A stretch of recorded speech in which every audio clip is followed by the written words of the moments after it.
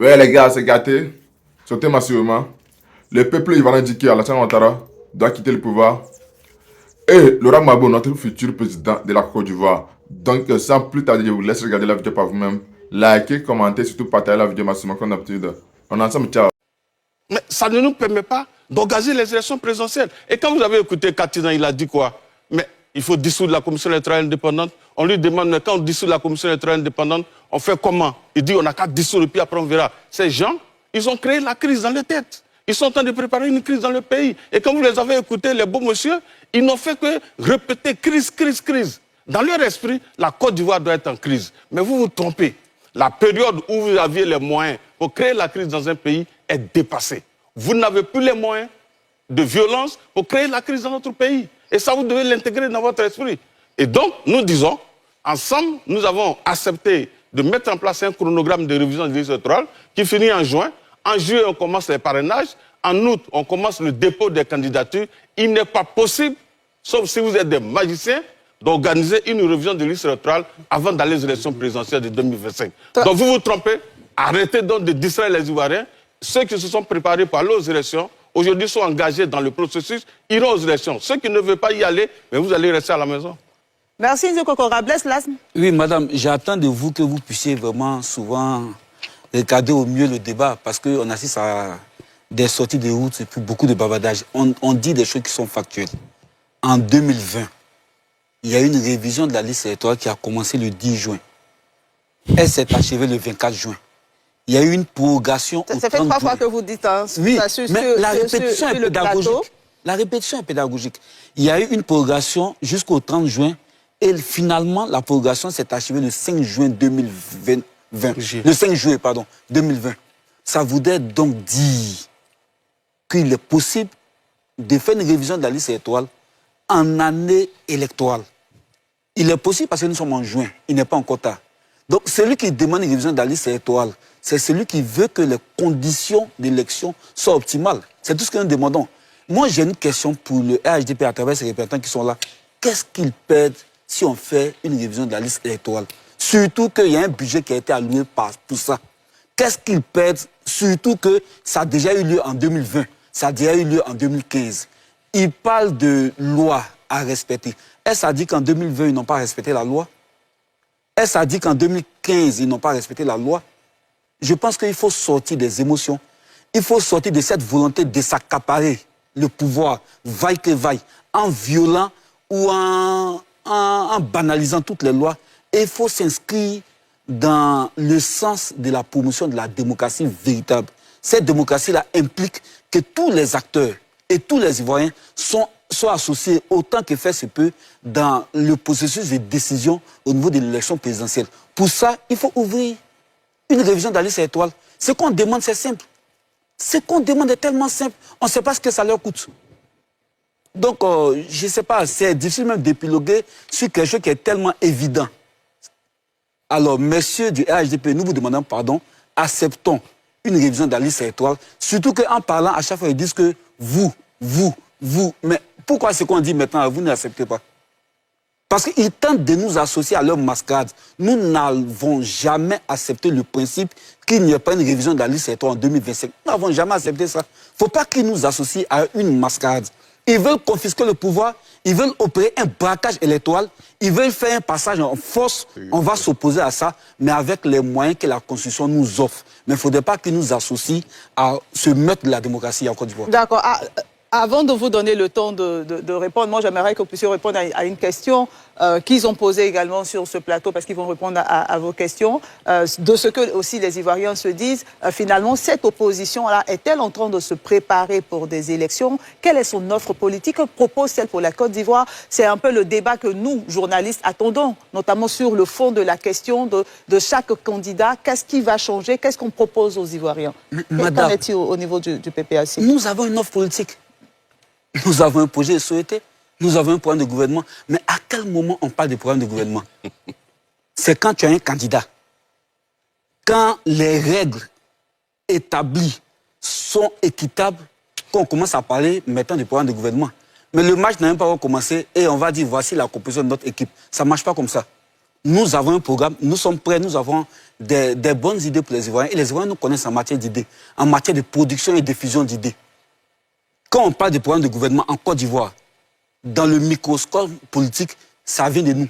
C'est nous qui avons donné l'idée. C'est nous qui avons donné la première fois un programme de gouvernement ici en politique, ici en Côte d'Ivoire. Nous sommes les pères de la démocratie en Côte d'Ivoire. Nous sommes des pères d'un projet de société. Nous sommes les pères d'un programme de gouvernement. Nous avons un programme, nous avons un projet.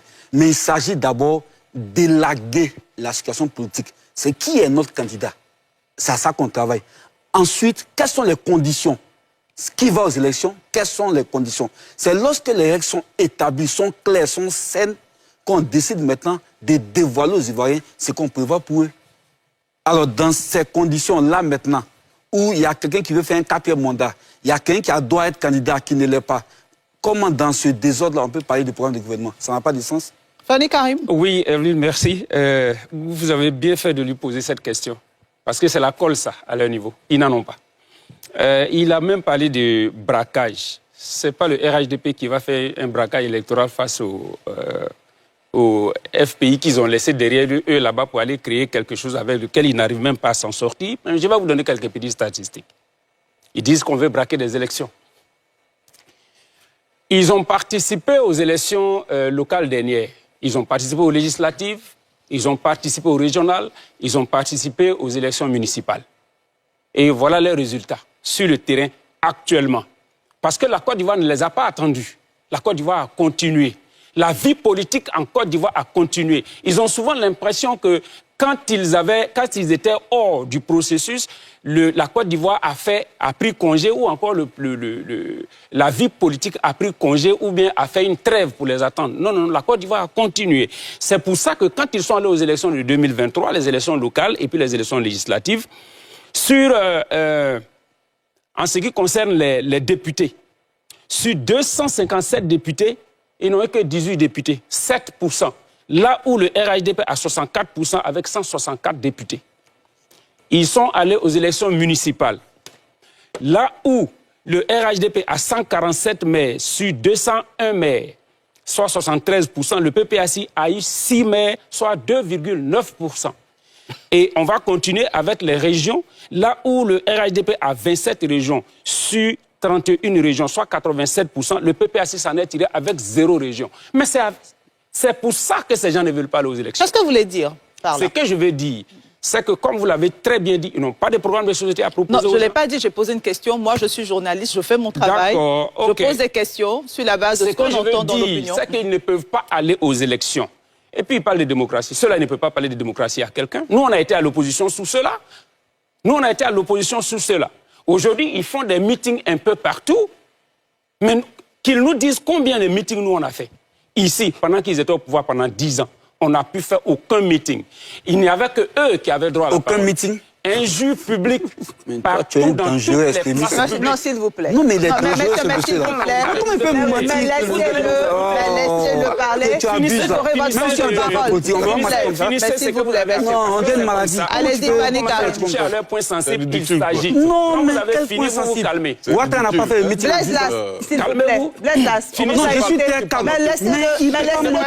Laissez-le terminer. Vous aurez votre temps de parole. Les jeunes nous écoutent. Justement parce que les Ivoiriens nous écoutent. Mais vous ne devez même pas accepter qu'il dise ça. On a besoin d'ordre sur ce Mais vous plateau. n'avez même pas accepté C'est la liberté d'expression. Monsieur, s'il vous plaît. Mais s'il vous plaît, messieurs, s'il vous plaît. Non, non, Evelyne. On vous a écouté pendant votre temps de parole. Laissez-le terminer et puis vous réagissez. C'est bon? Vous avez dit les Ivoiriens. Messieurs, s'il vous plaît, j'ai la parole. Vous avez dit les Ivoiriens nous écoutent. Justement, pour nous écouter, ils ont besoin d'ordre sur le plateau.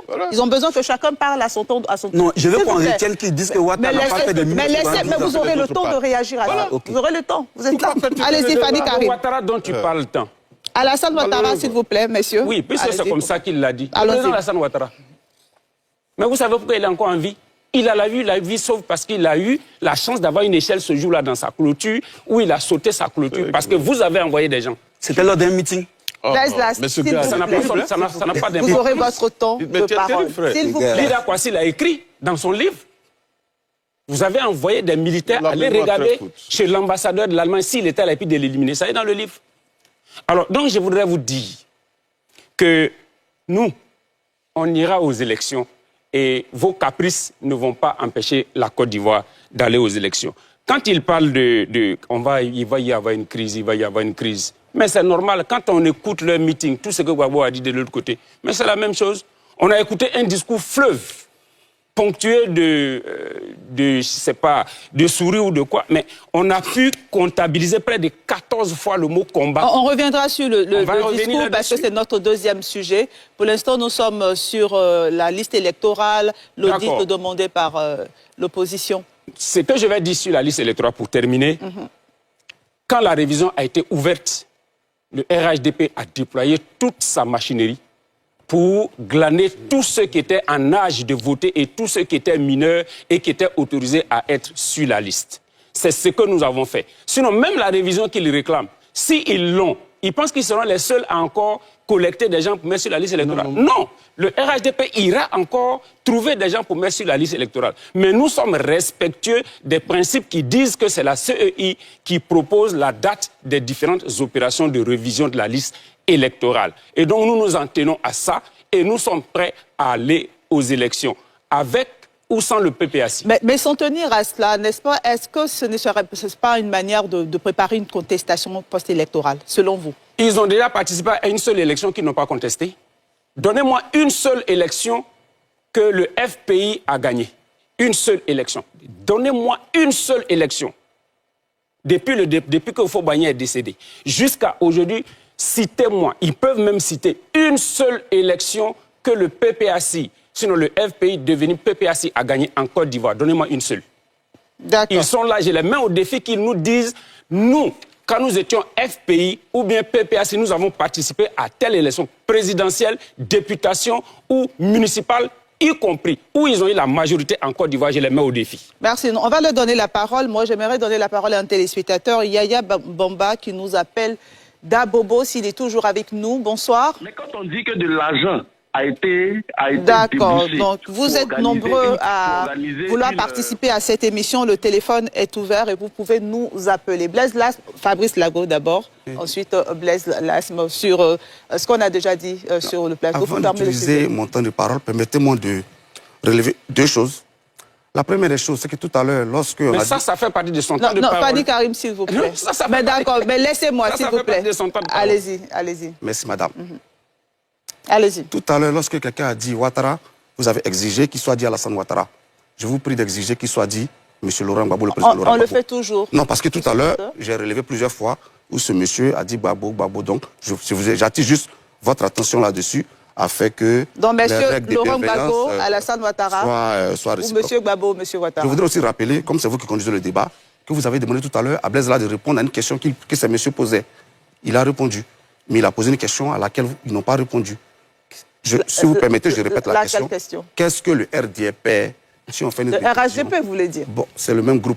Qu'est-ce qu'ils perdent, ces messieurs, si on fait une révision? Vous aviez promis leur transmettre la question, mais ils n'ont pas répondu. Est-ce qu'ils peuvent au moins répondre pour que... À leur temps de parole, ils ont répondu. Ils ont répondu. J'ai répondu que s'ils l'obtiennent, nous irons à la collecte des électeurs. Donc, est-ce qu'il est possible qu'ensemble, le RADP et le PPACI, on se mette ensemble? On n'a pas à s'associer à vous, on n'a pas la même politique. D'accord, madame. Voilà. J'ai eu ma réponse. On n'a pas à s'associer à vous. Monsieur, calmez-vous. Voilà. Si vous êtes trop excité, calmez-vous. Ah oui, oui. Allez-y. Tout à l'heure, lorsque M. Kokora parlait, il a dit l'article 11. M. Kokora, en fait, quand on cite un article, il faut donner le test. Sinon, on se perd. Mais non, laissez-moi parler. Mais s'il vous plaît. Je ne vous ai pas donné la parole. J'ai dit en droit, le minimum, quand on cite un article, on cite le test. C'est-à-dire que, par exemple, l'article 11 de la Constitution ou l'article 11 du Code électoral pour nous permettre de suivre votre raisonnement. Ça, je vous l'approche juste, ce n'est pas un débat, en fait. Merci. Ensuite, madame, sur la CEI, vous avez entendu, les Ivoiriens ont entendu. Nous sommes le PPACI. Et nous avons à cœur de transmettre des valeurs. Nous avons à cœur de construire une Côte d'Ivoire de valeurs. Le président Gbagbo nous le répète tout le temps que nous échangeons avec lui. Il dit qu'il est à l'étape de la transmission. Et nous avons à cœur de transmettre des valeurs. Et parmi ces valeurs-là, il y a le respect de la loi. Nous pensons que c'est une valeur cardinale que nous voulons léguer à la Côte d'Ivoire, que nous voulons transmettre à la jeunesse aujourd'hui. Donc, quand on a en face de nous des messieurs qui eux-mêmes ont pris un code électoral par ordonnance, je rappelle, le code électoral a été pris par ordonnance, et qu'ils le violent, et qu'ils trouvent des raisons farfelues de justifier ce viol, nous disons qu'ils font du mal à la Côte d'Ivoire. Ce n'est pas au PPAC qui font du mal. Ils font du mal à la Côte d'Ivoire. Parce que quelles sont les valeurs qu'ils transmettent? Madame, j'ai écouté M. Fanny qui disait, non, on a battu, ils ont obtenu tel nombre de maires, tel nombre de députés. Dois-je rappeler que la seule élection à laquelle le président Gbagbo et à laquelle Alassane Ouattara ont participé et où les résultats n'ont pas été contestés, c'était l'élection présidentielle de 2010. Et il y avait, au premier tour, il y avait 275 000 voix entre le président Laurent Gbagbo et Alassane Ouattara. Donc, nous, on n'est pas des passéistes et on n'est pas des négationnistes. Nous nous projetons dans le futur. Nous voulons Vous avez gagné ces élections? Je peux continuer? Allez-y, continuez. Merci. Nous voulons construire une Côte d'Ivoire démocratique. Nous pensons que la pluralité politique, elle est vitale pour la Côte d'Ivoire. Et c'est pourquoi nous nous battons. Ces messieurs laissent entendre que nous n'avons pas de programme. Madame, quand même, on parle de Laurent Gbagbo. Quand il écrivait ses premiers livres pour parler de la Côte d'Ivoire, c'était avec encore une bourse burkinabé, ils étudiaient. Il faut respecter le président Laurent Gbagbo. Quand il écrivait des livres pour partager sa vision de la Côte d'Ivoire, bon, je ne sais pas moi qui le dis, c'est un jeune cadre du RADP, Bodo Yapo, qui le dit que le chef de leur parti avait encore la nationalité burkinabé. Donc, quand on fouille la bibliographie du président Laurent Gbagbo, mais on y trouve à profusion les idées qu'il a développées, qu'il a nourries pour la Côte d'Ivoire. Donc, entendre ces messieurs dire qu'ils n'ont pas d'idées, ça me fait doucement rire. Monsieur, ne soyez pas des négationnistes, on est ivoiriens, c'est la Côte d'Ivoire. Vous rentrez dans n'importe quelle bibliothèque en Côte d'Ivoire, ici, vous trouvez des livres écrits par Laurent Gbagbo où il partage ses idées, ce qui n'est pas le cas de votre leader. La seule chose où il partage ses idées que nous avons, c'est des vidéos où des gens disent avoir pris les armes pour lui. Donc calmez-vous quand on parle d'idées, soyez un peu respectueux. Donc madame, je voudrais insister là-dessus. Au PPACI, nous avons les idées et les hommes pour gagner l'élection. Et c'est justement parce que nous avons les idées et les hommes que nous voulons que le processus soit démocratique et transparent. Ce pourquoi nous nous battons aujourd'hui, c'est pour que le processus soit démocratique et soit transparent. Et nous insistons là-dessus. Ce n'est pas nous qui voulons de la crise. Madame, je voudrais rappeler, quand le président Laurent Gbagbo a remporté brillamment son procès à la CPI, qu'il est rentré, contre l'avis de la majorité des membres de son parti, il a rendu visite au chef de l'État au palais présidentiel. C'était un geste d'apaisement. En plus de cela, il a accepté qu'en dépit des critiques que nous formulions contre la CEI, il a permis que le parti participe aux élections municipales et régionales. C'était un geste d'apaisement, madame. Par la suite, nous sommes allés aux différents dialogues convoqués par le gouvernement. C'était des gestes d'apaisement, madame. Nous avons aussi écrit au Premier ministre pour demander le dialogue. Maintenant, c'était des gestes d'apaisement. Mais quand nous faisons tous ces gestes, que nous appelons le parti au pouvoir au dialogue, que nous appelons le chef de l'État et son gouvernement à s'asseoir pour discuter, on ne peut pas nous accuser, nous, de vouloir faire une crise. Ceux qui veulent la crise, c'est ceux qui disent non, on n'a plus le temps de discuter. Ceux qui veulent de la crise, c'est ceux qui disent non, on n'a plus le temps de faire une révision de la liste électorale. Ceux qui veulent de la crise et qui veulent s'accaparer le pouvoir, c'est ceux qui piétinent la loi. C'est ceux qui piétinent les libertés publiques et individuelles. Donc, il faut quand même être sérieux dans ce pays. Nous avons envoyé des signaux, mais ce n'est pas par peur. C'est parce que nous aimons la Côte d'Ivoire. Nous ne sommes pas comme ceux qui n'aiment la Côte d'Ivoire que lorsqu'ils sont au pouvoir qu'ils peuvent en jouir.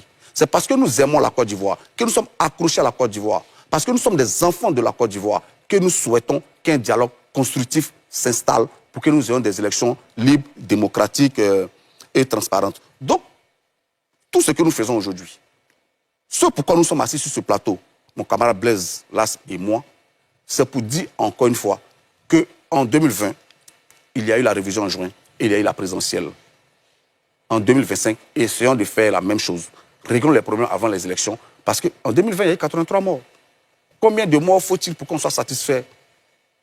Donc nous disons, nous voulons éviter la crise. Et j'insiste là-dessus. Je voudrais que les téléspectateurs le perçoivent. Nous sommes ceux qui voulons éviter la crise. Et nous sommes dans cette posture, c'est pourquoi nous tendons toujours la main pour le dialogue. Mais si le dialogue nous est refusé, nous n'aurons d'autre choix que de nous battre pour défendre nos droits. Guy Nepa nous appelle de Guiglo. Je vais vous donner la parole, Inzi Kokora. Guy Nepa nous appelle de Guiglo, s'il est toujours là. Bonsoir. Bonsoir, madame. On vous écoute pour votre avis. Je voudrais déjà saluer la présence du professeur Fanny sur le plateau. Et moi, en écoutant les représentants des différents partis politiques sur cette question de la révision de la liste électorale, le sentiment que ça me donne en tant qu'Ivoirien, c'est la crispation, c'est la crainte. c'est l'ensemble de la classe politique en Côte d'Ivoire qui prépare une crise. C'est tout, pas que les représentants, pas que les partis politiques, à travers leurs représentants, dans leurs propos, rassurent les Ivoiriens. Pour qu'ils rassurent les Ivoiriens. Quand on dit que l'opposition prépare la crise et tout, d'accord, ça peut se justifier, parce qu'on ne parle pas d'élection, on parle de contestation et tout. Mais il est indéniable aussi qu'il y a un budget qui a été dégagé pour la révision de la liste électorale. Quelle est l'utilité de faire une révision de la liste électorale après octobre 2025? Alors que ça a été fait en quelques semaines, en 2015, en 2020. Il faut que la classe politique rassure les Ivoiriens. Et à 4-5 mois des élections, là, la classe politique ne nous rassure pas du tout. Crise par-ci, ils vont nous trouver sur la route par-là, ils vont nous faire ci, ils vont nous faire ça. Mais attends, vous êtes à Abidjan dans vos bureaux. Nous sommes à l'intérieur. Entre nos populations, vos discours ravivent certaines tensions dans le cœur des Ivoiriens et les Ivoiriens n'ont pas besoin de ça. Nous, on a désigné des gens, on a une opposition, on a un parti au pouvoir pour que les Ivoiriens puissent vivre dans des conditions rassurantes. Et ce qui se passe là en ce moment, c'est toute la responsabilité d'une quelconque préparation de crise préélectorale, électorale et post-électorale incombe à toute la classe politique. Pas que les représentants des partis politiques rassurent les Ivoiriens. Ce que nous entendons sur ce plateau est dangereux. Est dangereux. La condescendance, le mépris des politiciens, c'est grave. Et mon intervention va s'arrêter là. Merci. Pour appeler les partis politiques à rassurer les Ivoiriens. Merci Guinépa, merci pour votre participation à ce débat. Bernard Zikokora. Alors, je vais ramener nos amis à la loi.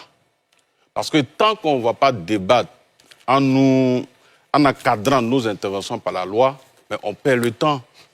Et comme l'autre vient de le dire, ça laisse transparaître que on est en train de créer une situation donc, dans le pays. L'article 11, comme tu l'as sollicité, tu n'as pas, je vais t'informer là-dessus. Je ne vais pas tout lire. Hein.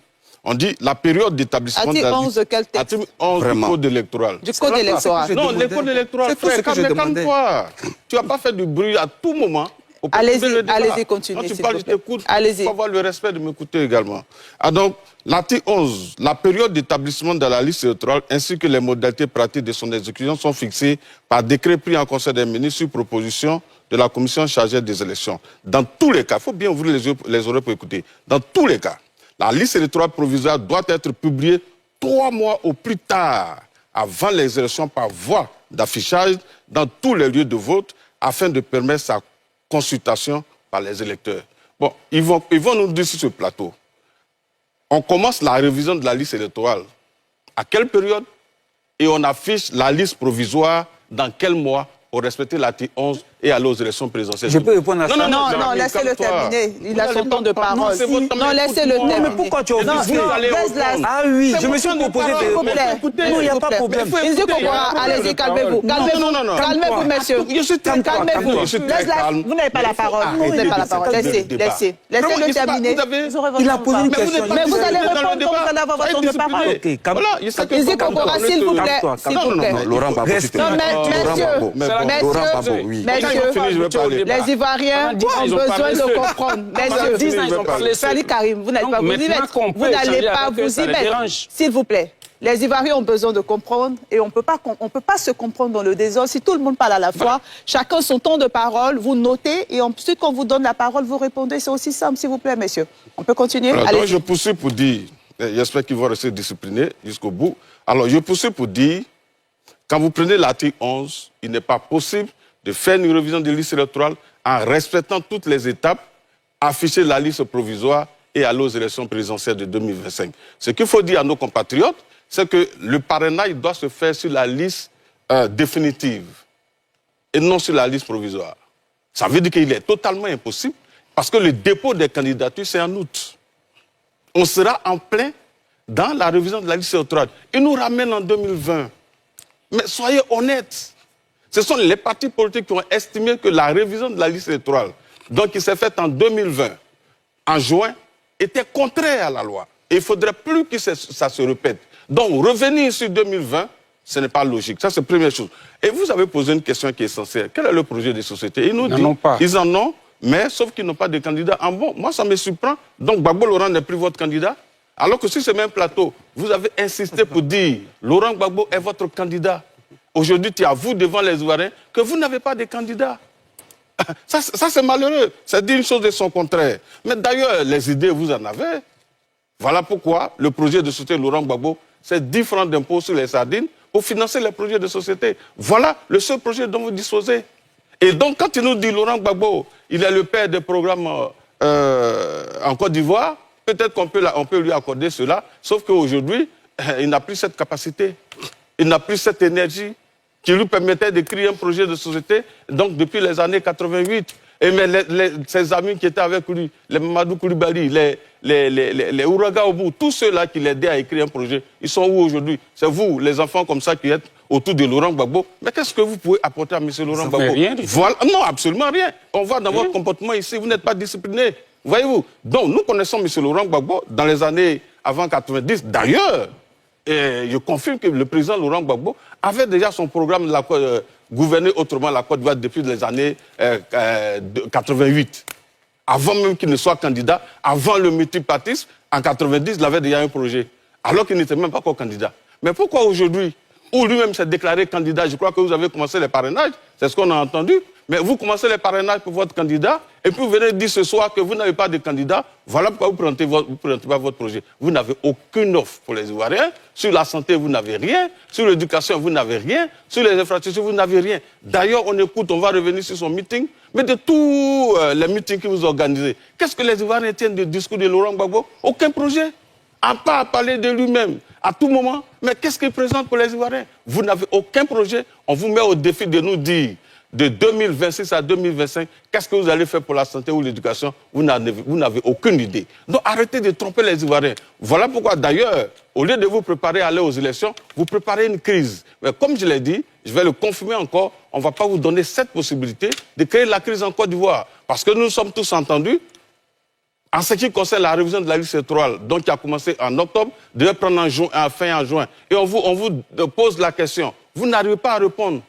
Pourquoi est-ce qu'ensemble, on a accepté d'enrôler les enfants de 17 ans? Quel était l'objectif? Vous ne pouvez pas répondre. Parce que la logique est que nous étions tous convaincus, nous avons tous convenu qu'il ne peut pas avoir de révision de liste électorale avant d'aller aux élections. Donc, il fallait capter le maximum d'électeurs. Et voilà pourquoi nous avons tous accepté d'inclure les enfants de 17 ans en octobre. Mais vu que vous n'êtes pas prêts à aller aux élections, vous remettez tout en cause. Tout ce dont nous avons obtenu grâce au dialogue, vous remettez tout en cause. Et j'ai entendu quelqu'un dire qu'ils ont écrit au Premier ministre donc pour qu'on puisse discuter de la révision de la liste électorale. Mais ce n'est pas au Premier ministre qu'il faut écrire. Le Premier ministre n'a pas en charge de la gestion de la révision de la liste électorale, mais plutôt la Commission électorale indépendante. Donc vous vous trompez toujours de porte. Parce que vous cherchez la petite bête pour ne pas aller aux élections en créant donc une crise artificielle pour ne pas aller aux élections, c'est tout. Mais les Ivoiriens ne vont pas vous laisser... Merci. Laissez faire ça. Merci, on vous a bien compris. Messieurs, je vais vous rappeler qu'on a un deuxième thème à aborder. Donc, il faut qu'on puisse refermer ce sujet et ensuite aborder le deuxième sujet. Blaise Lasme, et ensuite, on va passer au deuxième sujet. Allez. Oui, mais il faut qu'on sorte du coq à l'âne. Il y a eu deux sujets que nous ont convoqués ici. Le premier sujet, c'était la liste électorale, l'affichage de la liste électorale définitive. C'est sur ça qu'on doit donner chacun son avis. Et c'est ce sujet-là qu'on veut Voilà. Allez-y. Maintenant, le jour où on va parler des programmes de gouvernement, mais on va revenir ici et puis on va en parler. Et je répète ça, même la dernière fois, j'ai dit ça ici. Chaque moment, son débat, chaque moment, son sujet. Là, le sujet n'est pas sur le programme de gouvernement. On va parler de la liste électorale. Et sur ça, nous sommes factuels. Sur ça, nous disons que nous n'avons jamais été associés à une entreprise visant à ne pas faire la liste électorale en 2025. On n'a jamais été associé à ça. On n'a jamais donné notre accord pour ça. La deuxième chose que nous disons qu'en juin 2020, il y a une révision de la liste électorale qui n'a pas empêché la tenue d'élections. Maintenant, si eux, du RHDP, me disent que ce qui a été fait en juin 2020 est illégal, ça voudrait donc dire qu'ils confirment que le chef d'État issu de ce scrutin qui est illégal est lui-même illégal. Moi, je prends note. C'est tout ce que moi j'ai à dire. Et puis avançons sur le sujet. Mais le jour qu'on va parler du programme de gouvernement, on va en parler. Il y a quelqu'un qui disait ici que pendant 10 ans, le RDR n'a pas fait des meetings. C'est une énormité. C'est une énormité. Donc je pense qu'il doit se ressaisir. Parce qu'on ne va pas passer tout le temps à manipuler les gens, à manipuler l'opinion. Parce qu'il y a des gens qui croient à ce qu'il dit. Hein. Or, c'est faux. C'est faux. Il y a des gens qui disent qu'on est allé aux élections, on n'a jamais gagné d'élection. Mais attends, on est allé aux élections en 2000, on a gagné. Face à Oufou, on a perdu. En 2000, on a gagné. En 2000, vous avez gagné. Face à Guy Robert. Vous avez gagné. En 2000, on a gagné. Tu vois. Allez-y, terminez. Fanny Karim, vous n'allez pas faire Fanny Karim, vous n'allez pas faire ce que vous leur reprochez. Laissez-le terminer. Mais il est incohérent. C'est tout lui. Non, allez-y. Terminez. C'est tout lui. Donc en 2000, on a gagné. En 2001, on allait aux législatives. On a eu 96 députés. Non. Sur combien? S'il vous plaît. Sur combien? Non. Mais laissez-le terminer. Non, mais moi, je veux que vous le laissiez terminer. Vous le laissez terminer, Fanny Karim. Vous le laissez terminer. Ensuite, Fanny Karim, vous n'avez pas la parole. Je suis désolée. Non, c'est pas grave. Vous l'écoutez, vous prenez note et ensuite vous réagissez, s'il vous plaît. Vous voyez, l'un des grands problèmes de ce pays, et ça, quand les débats à l'approche des élections présidentielles vont venir, on va parler de la drogue. On va parler de beaucoup de choses. Et ça, c'est des sujets qui vont revenir. Mais après, je vais en parler. Est-ce que vous pouvez continuer votre raisonnement? Voilà. En législative en 2001, le FPI a eu 96 députés, le PS a eu 94 députés. Il y a eu les indépendants, 16 députés, UDPCI, 5 députés, MFA, 1 député. On a gagné. Au municipal, on n'a pas gagné, on l'a admis. Nous, quand on perd, on ne prend pas des armes, on ne dénonce pas des choses qu'on n'a pas à dénoncer. Mais en 2010, la loi disait que c'est le Conseil constitutionnel qui donne les résultats en dernier ressort. Mais on a gagné en 2010. Clairement. Et de 2010 à maintenant, Laurent Gbagbo n'a participé à aucune élection. Il n'a pas été candidat aux législatives, il n'a pas été candidat au régional, ni au municipal. Donc les chiffres des législatives, des municipales et des régionales ne concernent pas Laurent Gbagbo. On parle d'élection présidentielle. Macron était président de la France. Avant qu'il soit président de la France, il n'avait aucun député. Il n'avait aucun maire. Mais il est devenu président de la France. Emmanuel Macron, ok. Emmanuel Macron, s'il vous plaît. Donc, créons les conditions d'une élection transparente. Permettons à ceux qui ont le droit d'être candidats de candidater. Discutons des projets et des programmes que chacun a à proposer aux Ivoiriens. Et puis, laissons les Ivoiriens choisir leur président sans intimidation, sans armes. Et puis, on va voir le résultat. C'est tout ce qu'on demande. Et la crise, c'est nous qui voulons l'éviter. C'est pourquoi, depuis, on parle de discussion. En parlant de révision de la liste électorale, mais ce n'est pas maintenant qu'on demande la révision de la liste électorale. Ce n'est pas maintenant. Il y a longtemps qu'on demande cette révision. Si on avait accepté ce qu'on disait depuis le début, on ne serait pas aujourd'hui à sortir un article. Et là, je doute de ça, à sortir un article là pour dire non, l'article 11 dit, ça dit. Mais non, madame. Madame, si cet article 11 est réel, parce que je doute de tout ce qu'il dit, si c'est réel, c'est qu'en 2020, tout le processus était vicié. Et on en tire les conclusions. Fanny Karim, je vais commencer par vous. On entend Laurent Gbagbo qui dit « Je vais me battre pour mon honneur et pour la Côte d'Ivoire ». Attention, que répondez-vous à cela? Comment réagissez-vous quand vous avez suivi, écouté ce meeting à Port-Boué? Quelle était votre réaction? Bien, on a écouté un discours fleuve, parsemé de ricanements. Gbagbo a voulu peut-être encore... Laurent Gbagbo a voulu encore peut-être essayer de rugir comme si il pouvait encore faire peur à quelqu'un. On a pu décompter près de 14 fois l'expression « je vais me battre » ou encore « combat, combat, combat, combat ». Et puis après, il est passé sur sa généalogie, etc., etc.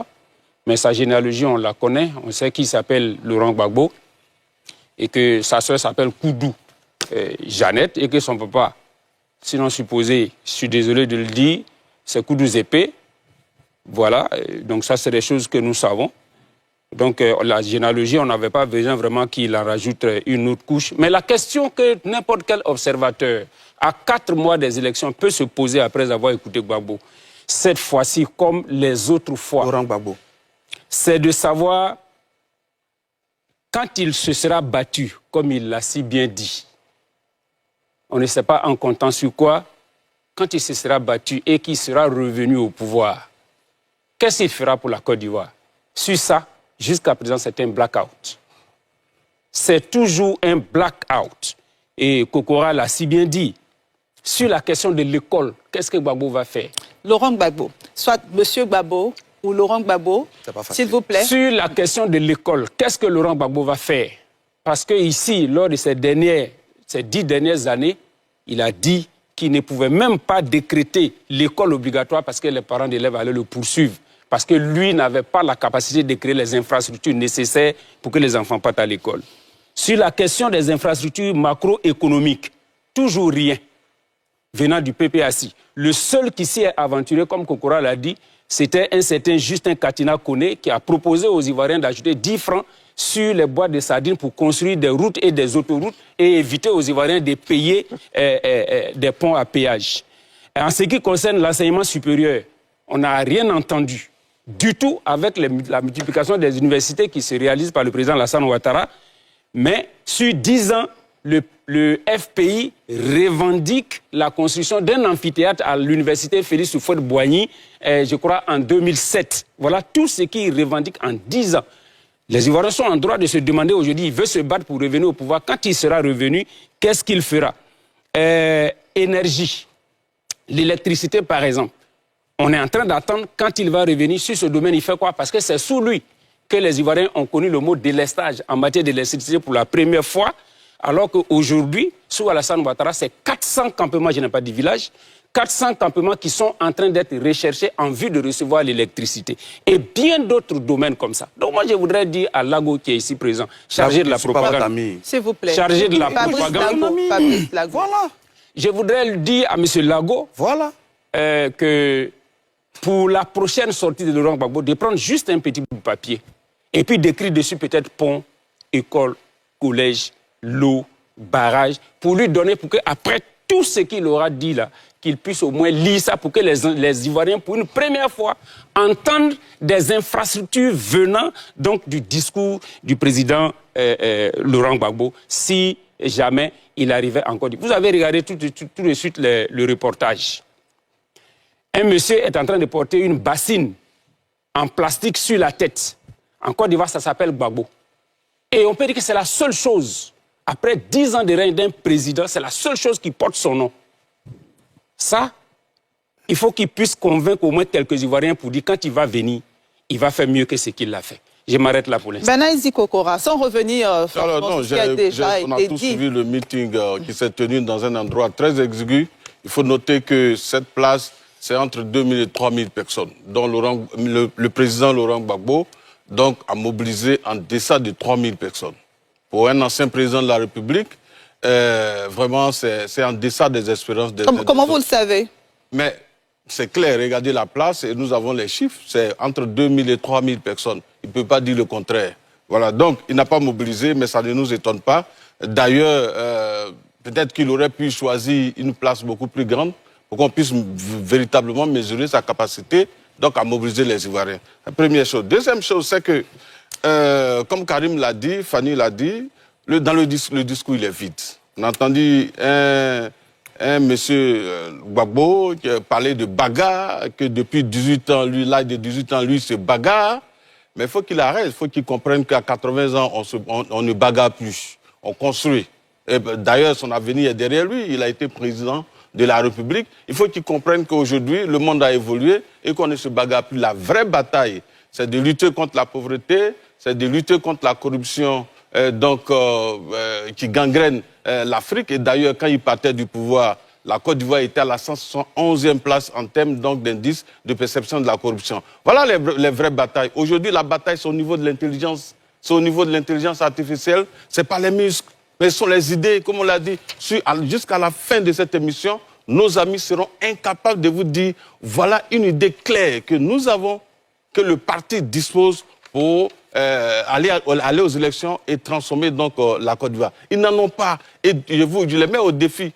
Tous les meetings que le président Laurent Gbagbo a organisés, il n'a jamais mis en avant donc, des ébauches donc, de solutions par rapport aux problèmes donc, de la Côte d'Ivoire. Donc il n'a fait que parler de lui-même, il n'a fait que parler de bagarre. Et il dit que son nom est retiré de la liste électorale, comme si c'était une surprise. Depuis 2020, le nom de Laurent Gbagbo n'est pas sur la liste électorale. Et lorsque la CEI a affiché la liste provisoire où ses partisans n'ont pas vu son nom, mais ils sont allés saisir le tribunal dans le cadre du contentieux. Mais le tribunal a confirmé la radiation donc, de son nom en août 2020. Donc M. Laurent Gbagbo sait qu'il n'est pas sur la liste électorale en 2022. Et il allait se réinscrire sur la liste électorale. Lorsque la liste provisoire est sortie, il n'a pas vu son nom. Donc depuis 2022, il sait que son nom n'est pas sur la liste électorale. Donc vraiment, c'est très beau de jouer sur les émotions de ces militants, mais il sait. Et ici, ce plateau, il y a eu des débats ici, en présence donc de Blaise Lasme, où les gens étaient en train de lui dire que Laurent Gbagbo, le président Laurent Gbagbo, s'il n'y a pas l'intervention d'une loi d'amnistie, son nom ne peut pas être sur la liste électorale. Ils ont affirmé que eux, en ce qui les concerne, Laurent Gbagbo a son nom sur la liste électorale. Mais donc, quand la liste sort et qu'il n'y a pas d'intervention, donc de mesures spécifiques telles qu'une la prise d'une loi d'amnistie, mais naturellement, Laurent Gbagbo ne peut pas avoir son nom sur la liste électorale. Donc, dans le discours, vraiment, on a entendu beaucoup de choses. Il nous parle donc, il rêve d'une Côte d'Ivoire, donc de liberté, mais le président Laurent Gbagbo ne peut pas nous dire ça, puisqu'il a géré ce pays pendant 10 ans.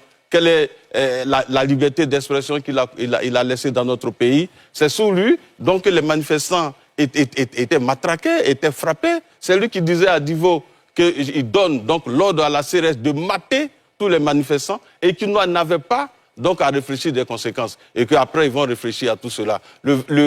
En mars 2004, mais ils ont massacré donc les manifestants de l'opposition, donc qui revendiquaient l'application des accords de Makosi. Selon l'ONU, c'est près de 150 personnes tuées et selon les opposants, 300 personnes tuées. Donc quand on a géré ce pays de façon catastrophique et qu'on a été chassé, vous n'avez pas gagné les élections, c'est faux de dire que vous avez gagné les élections en 2010. D'ailleurs, c'était un groupement que vous avez mis en place, où vous avez déposé dans tous les partis politiques, mais malgré ça, vous avez dépassé Alassane Ouattara seulement de 5%. Le monsieur il avait fait 3 apparitions à la télévision nationale, mais il a eu 32%, où le président Laurent Gbagbo a eu 38%. Donc, en termes de majorité, vous n'avez jamais été majoritaire donc, dans ce pays. Et comme Fanny l'a dit, quand on regarde les résultats aujourd'hui, quand vous avez 2,9% donc de mairie en Côte d'Ivoire, 7% au niveau de l'Assemblée, 0% dans les régions, mais vous ne pouvez pas aujourd'hui dire que oui, Laurent Gbagbo donc, est capable donc, de revenir au pouvoir. Il ne peut pas revenir au pouvoir. Merci, on va leur permettre de réagir. Et donc son discours, il est vide et ça ne nous surprend pas. Et on vous a bien compris. Et on va leur permettre de réagir. Blaise Lasme, donc on a... Je pense qu'avec la permission de Blaise, je vais commencer. Vous allez commencer. Allez-y donc, Fabrice Lavaux. Vous savez, je voudrais, avant de parler du discours du président Laurent Gbagbo, relever 2 faits. Je pense que tout à l'heure, lorsque M. Kokora nous y parlait, il nous a traité, mon ami et moi, d'enfants. Bon, je ne sais pas d'où il tire, mais nous avons de la quarantaine et nous sommes peut-être plus âgés que le président Laurent Gbagbo lorsqu'il menait son combat. Et ses amis avec qui il écrivait ses projets de société dont tu parlais, ils avaient sensiblement notre âge, j'étais moins âgé. Donc le président Laurent Gbagbo n'est pas arrivé dans la politique par effraction ou par infraction, comme votre leader. Donc c'est pour ça que vous avez l'impression qu'ils étaient tous âgés, mais ils avaient tous notre âge. Je fais ça juste cette précision pour que vous compreniez. Ah, c'est la première des choses. La deuxième des choses, madame, c'est que monsieur a beaucoup parlé de projets. Et moi j'aime ça. J'ai envie qu'on parle de projets. C'est justement parce qu'on a envie qu'on parle de projet que nous souhaitons que les problèmes liés au processus électoral soient réglés pour qu'on parle de projet. Parce que j'ai